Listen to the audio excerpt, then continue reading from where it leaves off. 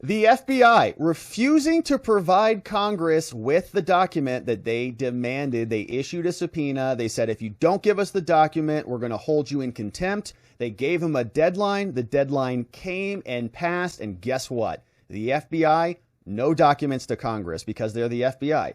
Who does Congress think they are? Don't they know who really runs this country? So we know that the FBI is not going to be complying. There was a very important FD 1023 form that needed to go to Congress. A whistleblower identified this document as implicating Joe Biden and the Biden crime family. And Congress, James Comer and the Oversight Committee wanted to get their hands on it. But guess what? The FBI told James Comer it will not provide the subpoenaed unclassified documents to him. The House will proceed to hold the FBI director in contempt of Congress for refusing to hand over an informant file that links Joe Biden to a $5 million bribery scheme. Here is the statement from James Comer. He says the Oversight Committee will now take steps to hold FBI Director Wray in contempt of Congress. Says House Committee on Oversight and Accountability Chairman James Comer issued the following statement on the FBI's refusal to comply with a congressional subpoena for unclassified records. These aren't classified documents, alleging a criminal scheme involving then Vice President Joe Biden and a foreign national. Comer says, today, the FBI informed the committee that it will not provide the unclassified documents subpoenaed by the committee. The FBI's decision, says Comer, to stiff-arm Congress and hide this information from the American people is obstructionist and unacceptable. While I have a call scheduled with FBI Director Wray tomorrow to discuss his response further, for what? The committee has been clear in its intent to protect congressional oversight authorities and will now be taking steps to hold the FBI director in contempt of Congress for refusing to comply with a lawful subpoena. Nice. Comer says Americans deserve the truth, and the Oversight Committee will continue to demand transparency from this nation's chief enforcement agency of the law. So we'll see what happens next. Now, Kevin McCarthy has explained that he may be behind this effort. Here is what McCarthy said. Comer subpoenaed the document that he's requested. We have jurisdiction over the FBI, which they seem to act like we do not.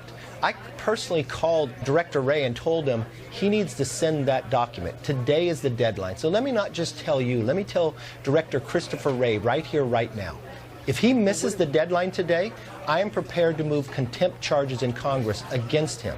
We have jurisdiction over this. He can send us that document. We have the right to look at that, Republicans and Democrats alike in that committee. And if he does not follow through with the law, we will move contempt charges against Christopher Wray and the FBI. You know what he says, they are Mr. not Speaker? above the law. Whoa! Wow. So that's an interesting little statement there. All right, they're not above the law. We'll see. I mean, certainly seems like they are. They can just create fake investigations, fake prosecutions, and kind of do whatever they want. Nobody holds them accountable at all. Maybe this Congress will. We'll see.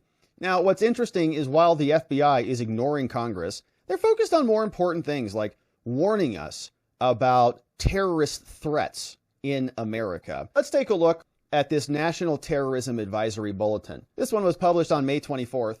The United States is in a heightened threat environment. It says lone offenders and small groups motivated by a range of beliefs and personal grievances pose a persistent and lethal threat to the homeland. Both domestic violent extremists and those associated with foreign terrorist groups continue to attempt to motivate supporters to conduct attacks on the homeland, including through violent extremist messaging and online calls for violence. In the coming months, says the U.S. Department of Homeland Security, factors that could mobilize individuals to commit violence, oh, here we go, include their perceptions of the 2024 election cycle. So anybody who has perceptions about the election cycle, you could be an extremist DVE. Yeah. And also, if you have include their perceptions of legislative or judicial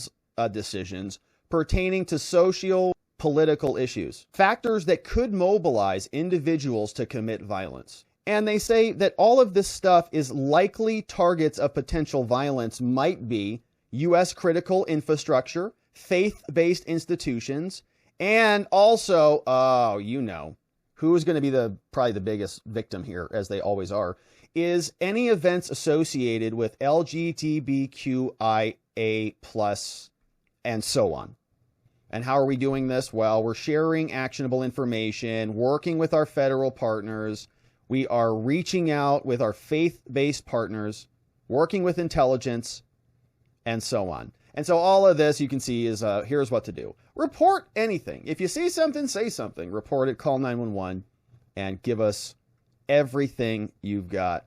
Now, there was some interesting reaction to this. I found a fun tweet that came over from this fella, Wesley Yang. He said the following. They issue an advisory about this, but what are they citing as evidence of the threats?